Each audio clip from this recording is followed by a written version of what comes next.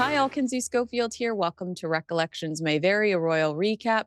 I am with Kevin O'Sullivan today. You watch us both on the Political Asylum with Kevin O'Sullivan, and we'll have plenty of Meghan stories for you in the future.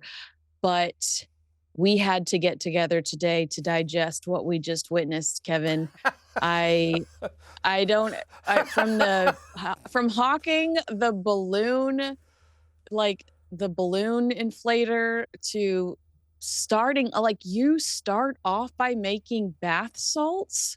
Where do we begin with what just happened? I mean, what just happened? That's a Kevin line. Exactly. I mean, my initial response to this is I'm genuinely stunned by how boring it is. I mean, it breaks new ground in tedium. I mean, I'm not particularly ever going to be the kind of target market for this sort of show. But, you know, I can appreciate a decent cooking, gardening type show if it's presented by experts, if it's edited and directed by people who know how to make television programs. I don't know what's going on with this, but that was shockingly dull. I mean, after about 9 minutes, I'm thinking, is she going to get out of the kitchen? Are we going to see anything else? I mean, we saw a few bees at the outset, but apart from that, the whole thing was in the kitchen of the first episode. She's making food for one of her employees, you know, a member of staff. How special is that? Poor old Daniel had to make sort of candles and things like that. But, you know, I've said this to you before, Kinsey. Somewhere down the line, Meghan took a bucket full of boring pills. And she doesn't seem to be able to do anything that isn't just strikingly dreary. And that's exactly what this series is. I guess it's exactly the kind of lifestyle, though, I would expect for an unemployed princess. I mean, to just be able to sit around and do all that, like, who has time to do half of that? Yeah, well, I don't. Well, that's the other ludicrous element of it. That Netflix put this forward saying, oh, people are going to watch this and they're going to want to make the recipes and the candles and all of that. No, they're not. No, they're not, because we've all got a thing called a life. We haven't got time to do all of this nonsense. And the other element of it was that really struck me as well. I don't know what you thought, Kinsey, but she came across as someone who's not actually very good at all of this stuff. She's okay. You know, the cake was average. I think I could have done a better job of the cake. It was a real mess. You know, you kept saying, it's the beautiful inside cake. Yeah, but it's the ugly outside cake.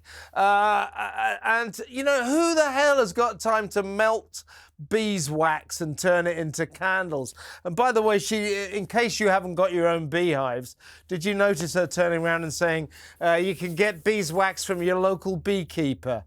Well, do you know where I live? Yeah, exactly. We don't have beekeepers where I live. Kevin, we have gangs. We have gangs and criminals. Exactly. During that scene, doesn't she say, we've been doing this for a year now? And then she turns around and asks him what their lifespan is. And he's like, a couple days or whatever. I don't remember what he said. But she's like, 4 weeks. And she's like, if you've been doing this for a year, aren't you noticing that, like, some of these guys are kicking the bucket? Like, I don't understand. And let me ask you. There's nothing authentic about this. I know, exactly. And I love the line, Daniel, at the end when they sit down. This is at the end of the first episode. And I've watched a bit of a few of the others, but I couldn't bear with it for too long. It was just too much. But they sat down at the end with their tea that she's made, which looked disgusting, and that ugly cake. And he goes, the view. Oh, look at that view. And I'm thinking, well, that's not the view from Meghan's house, because that's not her house. And then he said, I mean, you'd have thought the editors might have cut this out. He goes, I feel like this is all so fake. And it's like, yeah, Daniel, you're not the only one. You're observant. I mean, seriously, yeah, you got that right, Daniel. The whole thing stank of fakery. But you'd think that she might be better at all this stuff. What is the point of telling us how to put a piece of pasta, a load of pasta, or pasta as they say in the States, into a pot, and a load of vegetables, a bit of cheese, and then boiling it up, and then serving it? What's the point of telling us that? I mean, it's like student cooking, one pot cooking. Exactly, or like the fact that she invented putting frosting in a plastic bag and instead of buying like a sandwich bag. This is my hack. Yeah, like that's not a hack. No. So I think, tell me if you felt this way too while you were watching it. I felt like one of the themes is Meghan has thought of everything. Meghan has thought of everything. Like when they're sitting in the they're sitting in the tea venue that they've set up for the tea party with Mindy Kaling. And Meghan's like, do you see the way that I stemmed the balloon garden around the door or something like that? And Mindy Kaling is like, yeah, like what I got from that is Meghan thought of it. Meghan's thought of everything. Yeah. But we know, and just in case you didn't notice, she's going to point it out, just in case you didn't notice. Exactly. But we know factually that that's not true. And one giant example of that is American Riviera Orchard, which clearly they intended to subtly push because there are a lot of preserves. She talks about jam. What's the difference between jam and preserves? She talks about the process of making it. Like that was one thing that I did feel was a theme throughout, probably with the intention of selling American Riviera Orchard jam or whatever, inevitably. Now it has to be as ever. But did you get that sense too? Like Meghan, not Meghan the know-it-all, because that would be rude. It was more like Meghan is just Meghan the clever girl. Yeah, she's trying to give the impression that she does all this stuff off the hoof very lightly. Oh, someone's coming over. I've made a frittata. Oh, I've done this. And salts. Yeah. What was that about, by the way? What she said? I'm never modest. I'm not known for being modest with the bath salts.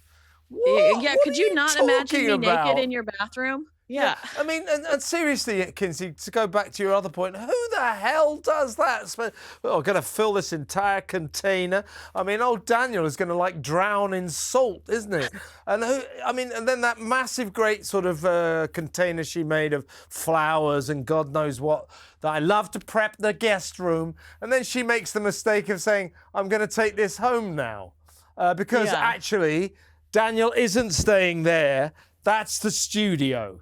That's the house she's rented. Then they're going to go back and he's going to stay at their place in Montecito. So there's that fake line underlying the whole program. And she keeps saying, at one point she actually says, this is not my real home. Well, you should keep that to yourself, Meghan, because... I heard that twice, I think. Yeah, it kind of undermines the program, doesn't it? It does. Have you ever seen somebody eat so many damn fake or edible? They're not fake. They're just edible flowers. I don't find it necessary to put as many petals or whatever as that woman put on absolutely every single thing. Yeah. And then she called it art. It's art. Like saying to Daniel, when you do your art, this is like my art. And she finishes by putting a couple of, as you say, edible flowers on top of the vegetables that she's just sliced up very, very badly. Did you notice, by the way, I'm not expecting her to be a sort of professional standard chef, but maybe a little bit better than she is. So, when TV chefs are chopping, they do that, always very impressive. Now, I'm not expecting her to do that, but she's like this. She's really, really bad at chopping. Frankly, she doesn't look to me like she's a particularly good chef, a particularly good cook, which again is strange considering the nature of this show. And who the hell does go to that length to prepare salts, bath salts, flowers, and God knows, that huge tray full of stuff to put all over Daniel's room. Then there's that point where she says, we've now got 4 hours while the candles set. Let's spend 3 to 4 hours making a cake. And you think, why don't you two get a life? Uh, and so Daniel says, sort of shrugs his shoulder, and she goes to him, well, what are you going to do for the next 3 or 4 hours? Well, he's going to sit there and watch you make the cake because he's on the payroll, isn't he? He's being paid to do that. Another line of fakery. Did you like Harry's appearance in early in episode 2? Well, it wasn't an appearance. It was his voice. Yeah, blink and you'll miss Prince Harry. I mean, honestly, it was so disappointing, I guess. I mean, I don't know. I guess if you, to me, it's like that's what's interesting about Meghan Markle to me is her husband, who she married, and the proximity she is to the British royal family.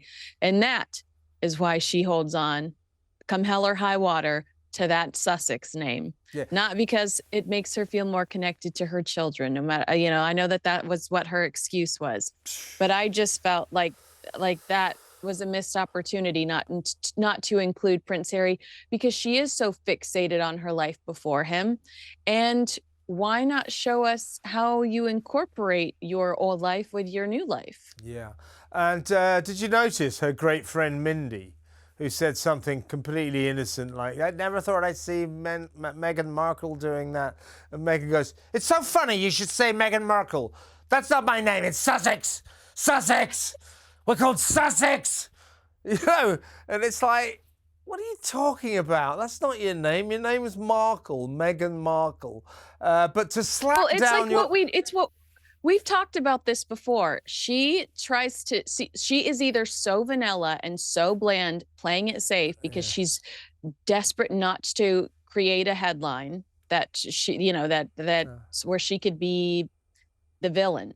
Yeah. Or she tries to explain away rumors about herself that she doesn't like. And to me, another example of that was the way she broke the fourth wall and kept talking to the people off camera, making them little treats, making them coffee, because she wants us to think, well, surely somebody that would be so sweet to the crew on her television show that are all wearing microphones and cameras because like documenting the entire thing.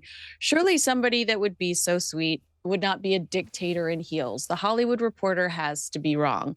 A lot of this feels like her going above and beyond to try to change the narrative without blatantly sitting down, doing what they call a confessional in reality TV and trying to talk away some, which is actually what Hilaria Baldwin does in her new reality show, The Baldwins, and it works.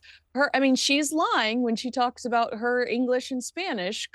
I know she's lying, but there's something so much more intimate about her sitting down talking to you specifically on the other side of the TV than Meghan trying to manipulate us into thinking she's this other version of herself by talking to some guy off camera. Yeah, but I thought that it's actually quite a key moment with Mindy. This is Meghan using this program to deliver for what for her is a very important message, and that is, I am no longer Meghan Markle. I am Meghan Sussex. And that is it's another way she's been doing this for a long time, divorcing herself from her own past. Again, part of the fraudulent nature of this program, the reason this series, this 8-part series, by the way, nobody told me it was going to be 40 minutes an episode. I thought I was going to get away with half an hour, but my God. But she's used this program. She's already divorced her family, the Markles. But she's used this program to enshrine that divorce, to say, from now on, I am Meghan Sussex. And the way she says it, it's so funny the way you say Meghan Markle. I'm actually Meghan Sussex. It's like, it's not funny. It's your name. It's your name. She says it as if Mindy's dropped some kind of incredible howler, made a terrible mistake. No. You're Meghan Markle, the lighting man's son from Los Angeles. Son, the lighting man's daughter. I was going to say, I don't know what you know, but I want the details. I'm bringing in a new conspiracy theory there. No, you're Meghan Markle, the lighting man's daughter from Los Angeles. And don't you forget it. I mean, she's trying to be this big I am member of the royal family. I mean, she's never really been accepted over here in Britain as a proper royal because she isn't one. And I don't know whether Americans are buying into it, but she clearly demands that they do. She's not Meghan Sussex, she's Meghan Markle. Yeah, we've talked about that a million times, trying to rewrite history. Yeah. You can't just say, I'm Megan Sussex. It's funny, Mindy Kaling, that you're wrong about something So when you funny. haven't you have never announced that that's what you want to go by.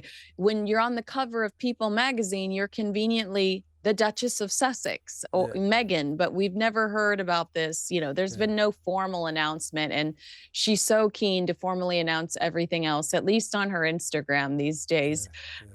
One thing I kind of clashed with someone on about this morning was I complained that we have such shorter attention spans today, and Meghan is executing things that you could truly execute in a 30-second TikTok video. And I didn't understand the point of expanding it into half an hour, 45 minutes, when, you could make that rainbow platter in a 30 to 60-second TikTok video with little to no of all of the drama that she brings. Do you agree with me that this is not an innovative layout template that she's utilizing for this show, that it's almost backwards? I think that in terms of footage, this series lacked content. They didn't have enough stuff. Therefore, I mean, it almost felt when they were making the cake for 3 or 4 hours, it was in real time. And I mean, I'm not kidding you. To pour the candles, to make the candles, took about 10 minutes. I mean, you don't. Now, if there was more footage around, more content, you would have edited that down to 3 minutes max. 4 minutes maybe, but 10 minutes, I mean, forget it. It was like, my God, how much longer are they going to be pouring this wax for? How much longer are they going to be cutting the layers of the cake? Just that, with her useful hack, cut the bottom off, a piece of plastic. Yeah, right, great. And by the way, talking about all those plastic bags, I mean, we know she loves to fly around in private jets, but she loves to kill the planet, doesn't she? So all those one-use plastic bags, again, not very good for the environment. She's hardly a green heroine, is she?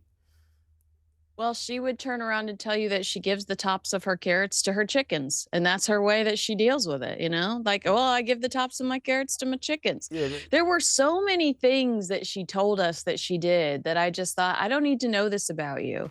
But I also wonder, and I keep talking about this from a PR standpoint. Yes, I think she's trying to change public perception of her. But I also wonder if she's trying to overload us. So people like you and I don't have as much value, because now people have so much other content they can talk about her and dissect about her life, whether it's her outfit. Oh, I also wear Zara. This whole outfit is it, I also wear Zara. I'm so relatable. I'm just like Princess Catherine.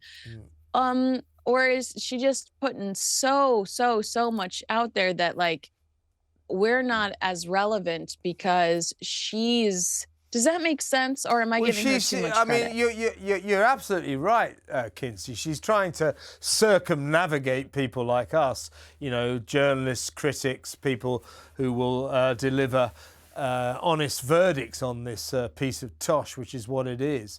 As I say, I used to be a TV critic. I used to watch 35 hours of television every single week. I've got a fair idea of what works and what doesn't work.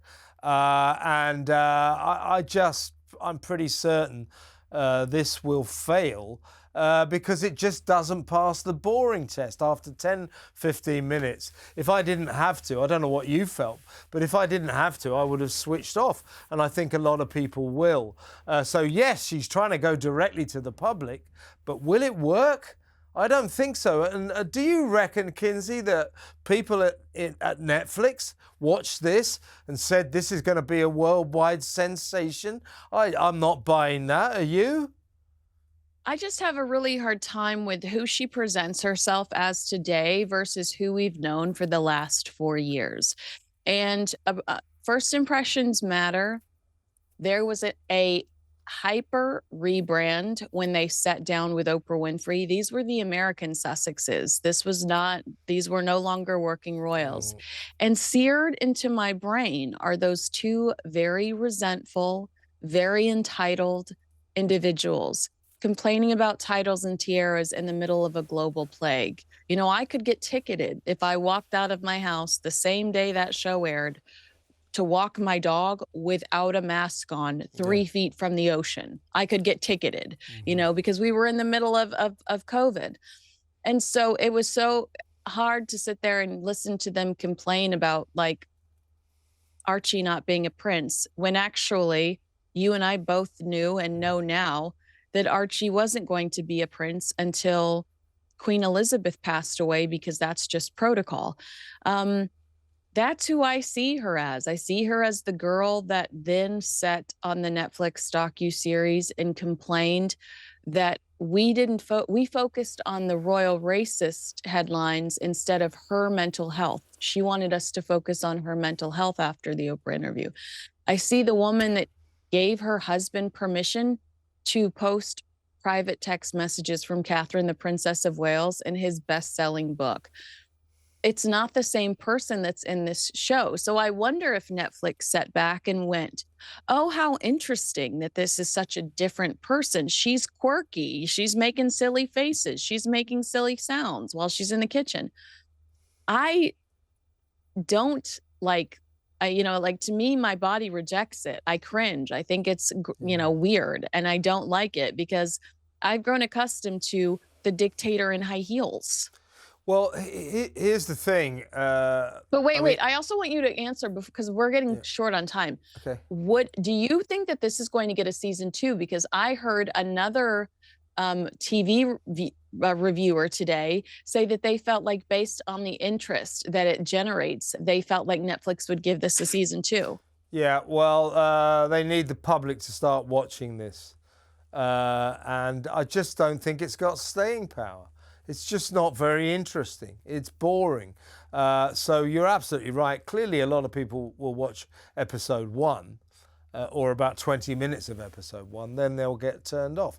And I think what this program kind of exudes is there was a time in Meghan's life where she led a fairly normal life. You know, she knew about the human race. But through, marrying Harry, coming into contact with unbelievable amounts of money, living in this massive 19-bathroom mansion in the sun in Montecito. She's disconnected now. And this program, how many people need to know about making bath salts and their own candles and how to make pasta with tomatoes and all that? I mean, it's aimed at a market that certainly is not a large market. I mean, it's aimed at very, very rich people who live in California and have got times to worry about running their own beehives and making their own candles. Most of us just don't have the time. So it doesn't serve any useful function for most people. It's a very, very boring program. It exudes fakery. You don't really believe her, particularly as she keeps saying, this isn't my home. Not a good decision, Meghan. You should have made it at your home. So add all those aspects together, and I think you've got a recipe for a uber flop, a massive flop. And if this flops, what happens to As Ever? This is supposed to be the program on the back of which she starts selling her jam and her towels and, her cutlery and her cooking utensils. This is how she becomes a zillionaire. Well, if the program flops, how does the business work? All in all, if I was her, I'd be looking at this program and thinking, this hasn't really worked. And Netflix is a ruthless, big company, massive global company. It doesn't make decisions out of personal generosity. If this series flops, they won't do a series 2. They'll be watching what happens today very, very closely, and what happens in the subsequent episodes after episode 1. And if it slides off, as I think it will, why would they make series 2? Why would they do it? One other question before you go. I don't know if you noticed this, but I felt like the details she gave us were untraceable.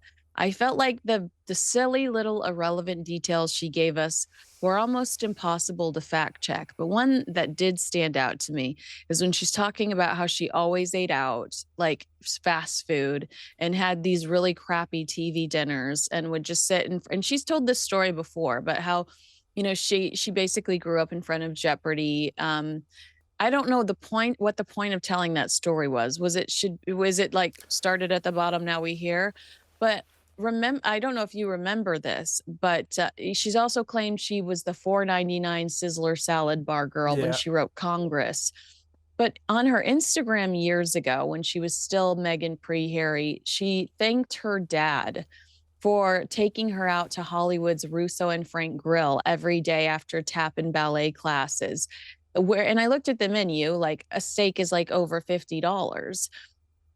It did feel like she went out of her way to only give us details about herself that we would have a hard time fact checking. That's one of the rare ones, but she's not telling us she's 43% anything, Nigerian, what Maltese, whatever it is today. She was careful. She was a little bit more careful than she normally is. Did you get that sense? Kind of, but when she talks about, I grew up in front of Jeopardy eating junk food, that's because she loves to exaggerate the alleged poverty of her past, how she's come up from the lowest of the lowest, struggling, poverty-stricken childhood in the slums of Los Angeles, and now look at me, look at what I've achieved. Well, that's just not true. It's not true that she was dragged up in poverty. In fact, I know that her family, her father, who was pretty well off, took Meghan and the rest of the family regularly to some of the famous, expensive Los Angeles restaurants. It wasn't the Sizzler. It was the Brown Derby, places like that. She seriously went, so that story she tells about the poverty she was dragged up in, it's just not true, but it's her story. It's her truth. She thinks it makes her into a more interesting person. She's 43% Nigerian and 100% seriously boring. All right. Agree with us, disagree with us, let us know in the comments below. Make sure you like, subscribe, and share this video with a friend, and let us know what you thought of Meghan's show in the comments. Kevin, you took one for the team. You did so good today. I wish I could give you a hug just for recovery. Yeah, I need it. And we're going to talk again later today on my show, and I'm going to put the shoe on the other foot and put the questions to you. There's still a few things I want to find out from you about what you really thought about that show. So I look forward to talking to you later, but always a pleasure to come on to Recollections. Thanks, guys. Bye.